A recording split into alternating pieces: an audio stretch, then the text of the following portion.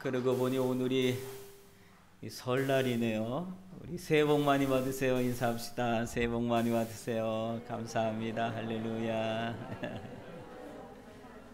이렇게 설날을 맞이해서 이렇게 많은 분들이 와주셔서 대단히 감사합니다. 우리 하나님께서 영광 받으시는 줄로 믿습니다.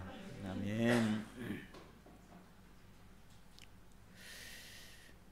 지난주 소천하신 시바사키 시게루 집사님의 장례가 이번 주 수요일 오후 3시에 시오카제 홀에서 오후 3시에 있습니다. 아마 코로나 상황 때문에 좀 인원수를 제한하는 것 같습니다. 위에서 기도해 주시길 바라고요. 그래서 우리 교인들과는 이번 주 목요일 오후 5시에 우리 교회당에서 고별 예배로 다시 한번 드리려고 합니다. 가능하시면 평일이지만 많이 참석해 주셔서 함께 위로해 주시면 감사하겠습니다. 오늘 본문에 있는 내용은 예수님께서 우리에게 들려주신 아주 귀한 말씀입니다. 본문 2절 3절에 보면 내 아버지 집에 거할 곳이 많도다. 그렇지 않으면 너에게 일렀으리라. 내가 너희를 위하여 거처를 예비하러 가노니 가서 너희를 위하여 거처를 예비하면 내가 다시 와서 너희를 내게로 영접하여 나인 곳에 너희도 있게 하리라 하면서 예수님께서 하늘로 가시겠다, 우리를 거처를 마련하기 위해서 가시겠다 자꾸 얘기하니까 이 도마가 그 말씀의 의미를 알지를 못합니다. 그래서 주님 어디로 가신다고 자꾸 말씀을 하시는 겁니까? 우리가 그 길이 어딘 줄 알고 거기 주님 계신 곳에 우리가 가겠습니까? 이런 질문을 합니다. 그리고 그 도마의 질문에 예수님께서 대답하신 말씀이 오늘 본문에 있는 내용입니다. 길을 모르겠다고, 어디로 가시는지 길을 모르겠다고 말하는 그 도마에게, 또 우리들에게 예수님은 단호하게 말씀하십니다. 내가 길이다. 내가 길이다. 예수님은 분명하게 자신이 길이라고 말씀해 주셨습니다. 그러므로 우리는 예수를 믿으면 주님이 우리에게 놓아주신 그 길을 걷게 되는 줄로 믿습니다. 주님이 주신 그 길은 하나님의 나라로 이르는 길인 줄로 믿습니다. 길이 있다고 아무 길이나 가면 절대로 안 되는 겁니다. 반드시 우리가 가야 될 길을 가야 되고 또 가지 말아야 될 길은 절대로 가면 안 되는 겁니다. 2차 대전이 한참이었던 1944년 12월경에 연합군과 독일군의 전쟁이 계속되고 있는데 어떤 작전 하나를 벌입니다. 연합군에서 가운데 토막 작전이라고 하는 그런 작전명을 가지고 작전을 벌이는데 이 작전이 음악고 안 되는 거예요.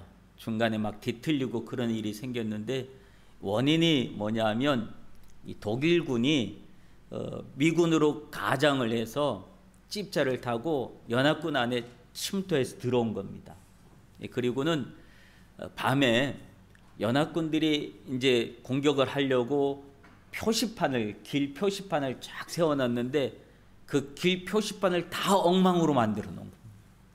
그러니까 그 다음날 또 연합군이 공격을 하려고 봤더니 표시판 다 마련해 놨으니까 그걸 보고 가면 된다고 갔는데 길이 다 엉망진창이 돼서 결국은 그 작전이 크게 지연됐다라고 하는 그런 이야기가 있습니다.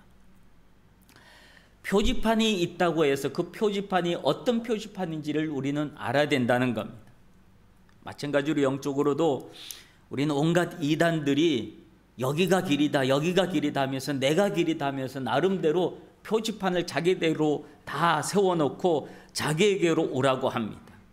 근데 우리가 그 알지 못하는 엉뚱한 길에 들어서게 되면 다시는 돌아올 수 없는 그 길을 가게 되고 만다라는 겁니다.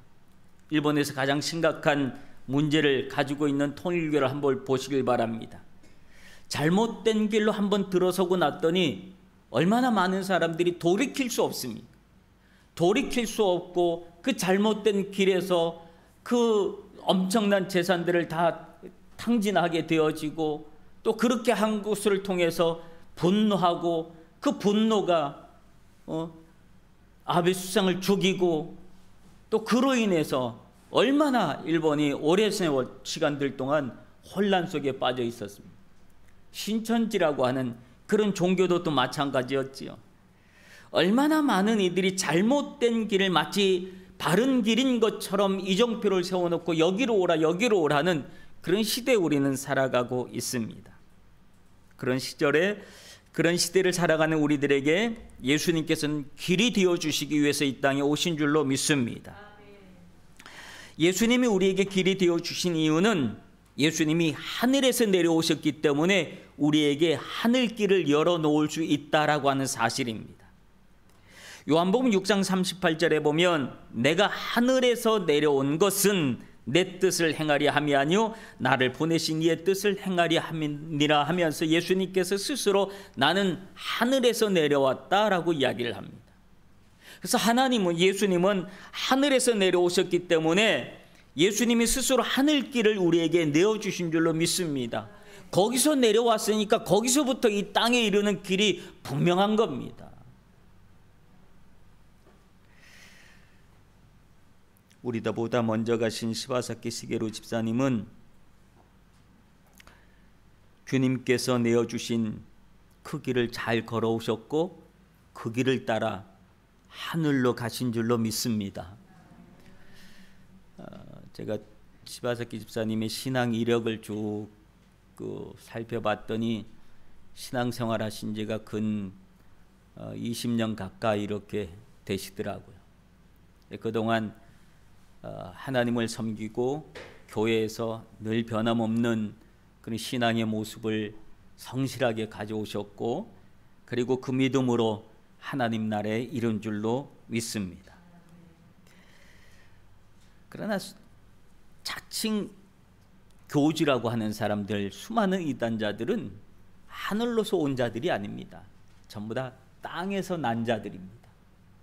그러므로 땅에서 난 자들이 하늘의 길을 내겠다고 이 모양 저 모양으로 길을 내보지만 땅에서 난 자들이 하늘 길을 낼 수가 없는 겁니다. 오로지 예수님만이 우리에게 하늘 길을 내어주신 줄로 믿습니다. 왜? 주님은 하늘에서 오셨기 때문에 그런 줄로 믿습니다. 그래서 주님은 우리에게 길이 되어주신다고 자신 있고 당당하게 내가 곧 길이다 라고 말씀하여 주신 줄로 믿습니다. 우리가 예수님만 잘 믿고 가면 그 길을 따라서 하나님 나라에 이르게 될 줄로 믿습니다. 그리고 예수님은 스스로 진리라고 말씀을 해주셨습니다. 진리가 무엇입니까? 진리는 변하지 않는 것이지요. 시대를 따라서 상황에 따라서 이리 변하고 저리 변하고 그런다면 그것은 진리가 되지 못합니다. 늘 변하는 것을 기준점으로 삼으면 또 근본으로 삼으면 근거로 삼으면 큰일 나는 겁니다. 기준점으로 삼고 근거로 삼는 것은 변하지 않는 것을 기준으로 삼아야지 늘 변하는 것을 기준으로 삼아 놓으면 늘 우리는 이리 왔다 저리 왔다 오늘이 다르고 내일이 다르고 시대마다 상황마다 때마다 형편마다 다 다른 삶을 살아갈 수 있을 겁니다. 진리에 대해서 어떤 자료를 살펴보니까 이렇게 설명을 하더라고요. 진리라는 말은 원어적 의미로는 견고하고 변하지 않는 실체를 가리키는 말로서 올바르고 정확하며 참된 목표를 향해 움직이고 있음을 나타낸다라고 합니다. 그래서 구약에서는 하나님의 본성 혹은 일관성이나 불변성을 나타내는 말이고 성실과 진실을 의미할 뿐 아니라 하나님의 뜻과 일치하는 종교적, 도덕적 삶의 전 분야를 의미하는 것이다 라고 설명을 하고요. 신약에서는 교리를 가리키는 것보다 구원적 사실을 가리킨다라고 설명을 합니다. 그래서 사도 바울이 말하는 진리가 예수 안에 있다라고 하는 말은 그리스도 안에서 하나님의 구속 사역이 실현되어지는 복음을 이야기한다고 합니다. 즉 예수님이 진리라고 하는 사실은 그분 안에 모든 것이 옳은 것이고 변함이 없는 것이고 하나님의 구원과 복음이라고 하는 겁니다. 그래서 예수님이 진리라고 말씀하신 것은 진리를 찾아 헤매는 모든 자들에게 답을 줄 수 있는 것이다 라고 하는 겁니다. 세례 요한이 등장했을 때 약 400년간 중간에 선지자들이 없었습니다. 그래서 많은 사람들이 목마름 속에 있었습니다. 진리에 대한, 말씀에 대한 목마름 속에 있을 때 세례 요한이 등장을 했습니다. 그러면서 수많은 사람들이 세례 요한에게 몰려들었습니다. 그때 세례 요한은 그 몰려든 모든 사람들에게 무엇이라고 이야기했는가 하면 나는 그리스도가 아니다 라고 대답을 합니다. 그러면서 그는 내 뒤에 오시는 이가 그리스도라고 합니다. 즉 예수님 자신이 진리라고 한다면 자신은 진리가 아니고 예수님이 진리다라고 하는 설명을 세례 요한이 한 것이다라고 하는 겁니다. 그래서 그 말 때문에 세례 요한에게 수많은 사람들이 몰려왔다가 나는 그리스도가 아니라고 하는 말, 내 뒤에 오시는 이가 하나님의 아들 그리스도 진리라고 하는 사실을 앞에 많은 사람들이 예수님께로 옮겨갔던 그런 모습을 봅니다. 심지어 세례 요한의 제자들까지도 예수님께로 옮겨갔던 그런 모습들을 봅니다.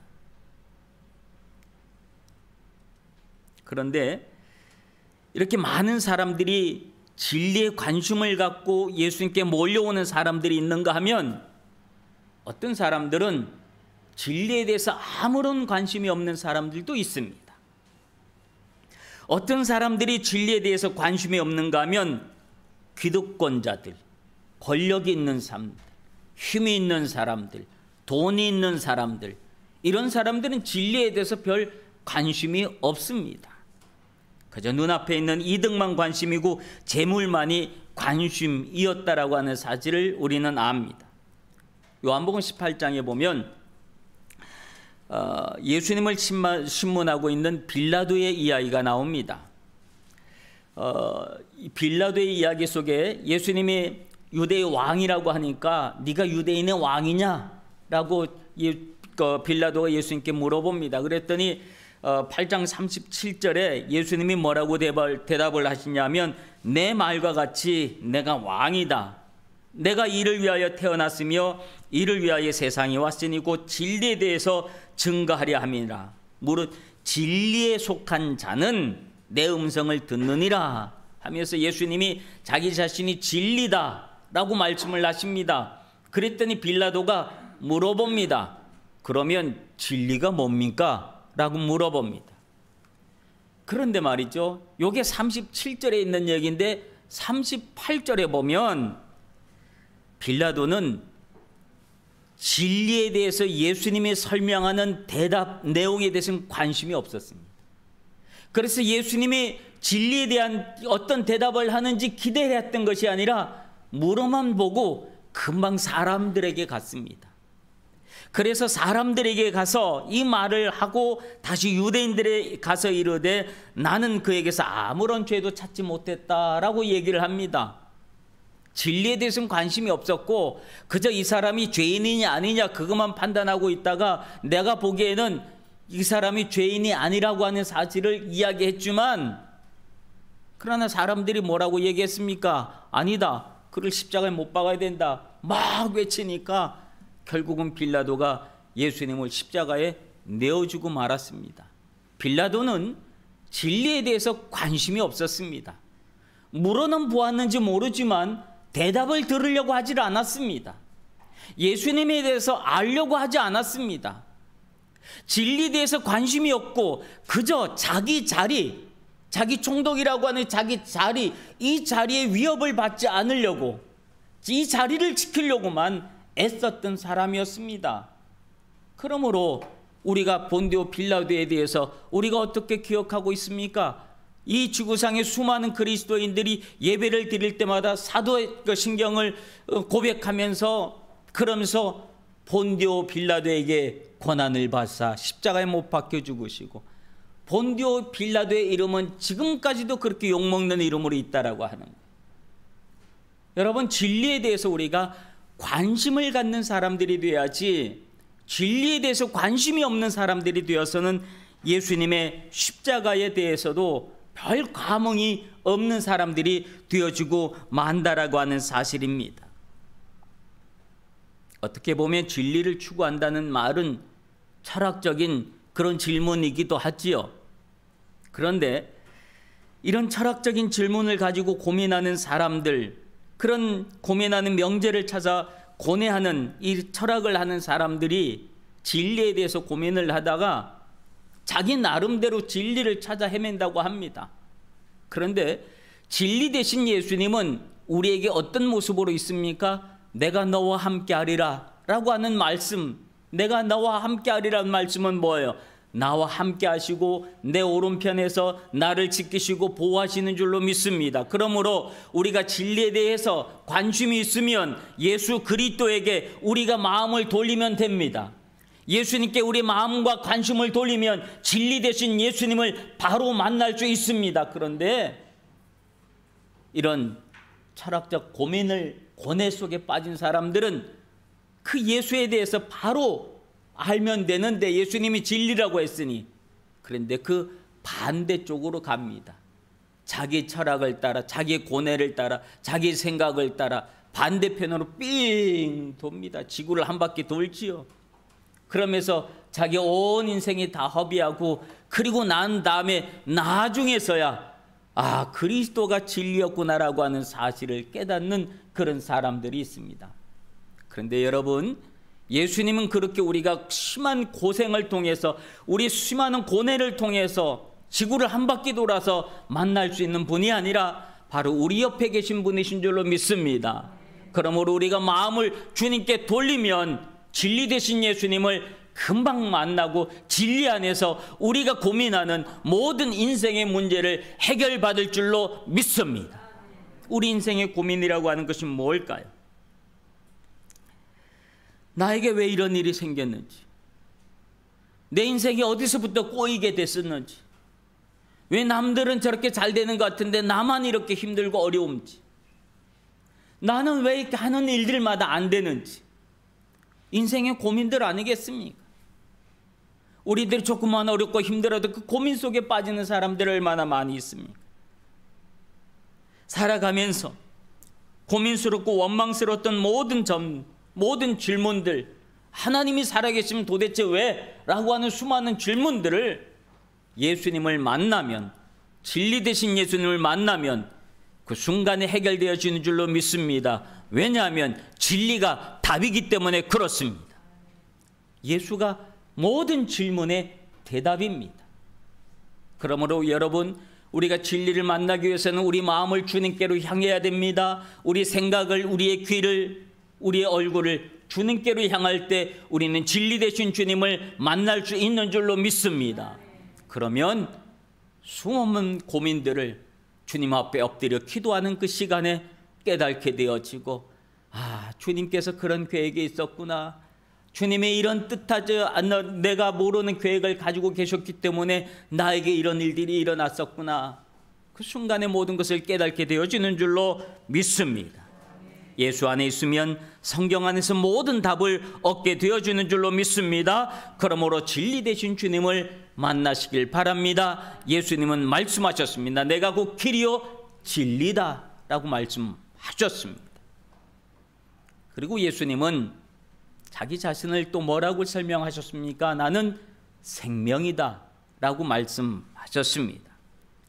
예수님은 요한복음 11장에 보면 나사로를 살리실 때에 그때 하신 말씀이 있습니다.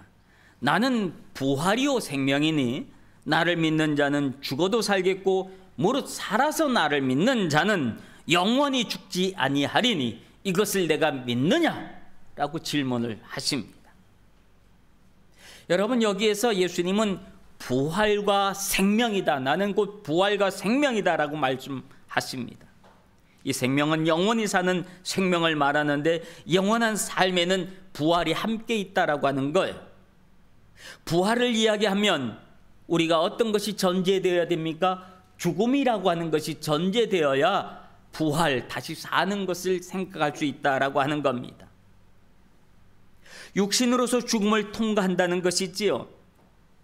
그 육신의 죽음을 이기시고 예수님은 부활하셔서 우리에게 영원한 생명이 되어 주신 줄로 믿습니다. 요한복음 5장 24절에 보면 믿는 자는 영생을 얻었고 심판에 이르지 아니하리니 사망에서 생명으로 옮겼느니라 라고 말씀하십니다. 예수 믿는 것은 이와 같이 사는 것입니다. 새로운 생명을 얻는 것입니다. 예수 안에서 먼저 주님 품에 안기신 모든 분들은 이미 영원한 생명 속에 들어가신 줄로 믿습니다. 우리가 믿는 복음은 그런 겁니다. 사망이 아닙니다. 절망이 아닙니다. 근심이 아니고 걱정, 불안, 어둠 이런 것들이 아닙니다. 우리에게는 영원한 생명, 영생에 있는 줄로 믿습니다. 기쁨이고 희망이고 행복이고 감사이고 찬양입니다. 그러므로 여러분 우리 안에 우리가 예수 안에 있음을 기억하시고 감사하시기를 바랍니다. 어느 누구도 이 영생의 기쁨을 빼앗아가지 못한 줄로 믿습니다. 이 생명이 있음에 대한 기쁨을 간직하시길 바랍니다. 예수님은 이 영원한 생명을 주시기 위해서 이 땅에 오신 것입니다. 우리는 이 땅에서 삶이 전부라고 생각하며 살아갑니다. 그래서 죽으면 모든 것이 끝이라고 생각합니다. 그래서 죽음을 두려워하고 무서워했던 겁니다. 그러니 사탄도 우리가 죽음을 두려워하는 줄 알고는 늘 우리에게 죽음의 문제를 가지고 공격해오고 우리를 두렵게 하고 떨게 하고 너 죽을래? 너 죽을래? 이 말로 우리를 무섭게 한다는 겁니다. 심지어 그 죽음을 예수님한테도 이 죽음을 가지고 도전해 왔습니다. 사탄의 이 죽음을 가지고 도전한 그 도전 속에 예수님도 십자가에 못 박혀 돌아가셨습니다. 사탄이 이긴 줄로 알았습니다. 승리의 계가를 부릅니다. 그러나 주님은 3일 만에 다시 죽음을 이겨내고 부활하신 줄로 믿습니다. 그리고 우리에게 영원한 생명을 허락하여 주신 줄로 믿습니다. 우리에게 주어진 이 영원한 생명이 있으므로 우리는 이 땅에서 힘있게 살 수가 있는 겁니다. 그러므로 두려워하지 마시길 바랍니다.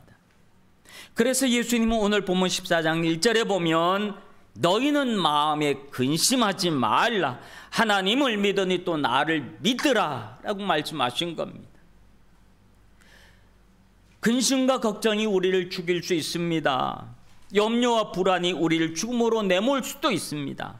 그런데 주님은 근심하지 말아라. 하나님을 믿으니 또 나를 믿어라 라고 하면서 분명하게 믿으면 산다라고 하는 사실을 우리에게 가르쳐 주신 줄로 믿습니다. 생명이 있으면 아무리 작은 씨앗이라도 따뜻한 봄날 되면 싹이 나고 자라나 열매를 맺게 되는 줄로 믿습니다. 사랑하는 성도 여러분, 우리가 예수님을 믿고 있지만 예수님을 더 잘 믿읍시다. 분명하고 확실하게 잘 믿으십시다. 그러면 여러분에게 영생이 있습니다. 더 이상 불안해하지 않고 힘들지 않고 근심과 걱정이 없고 기쁨과 행복에 있는 감사와 찬양이 있는 기쁨의 삶을 주님이 살게 하실 줄로 믿습니다. 이 땅의 어떤 고난 앞에서도 당당하며 믿음으로 승리하게 하는 삶을 주님이 우리에게 주셔서 그 삶을 살게 하실 줄로 믿습니다. 금년 한 해 동안 되어질 모든 일들 앞에서 영원한 생명을 소유한 자로서 힘있고 능력있게 올 한 해를 힘차게 살아갈 수 있는 우리 모두가 되어지길 주님의 이름으로 축원합니다. 기도하겠습니다.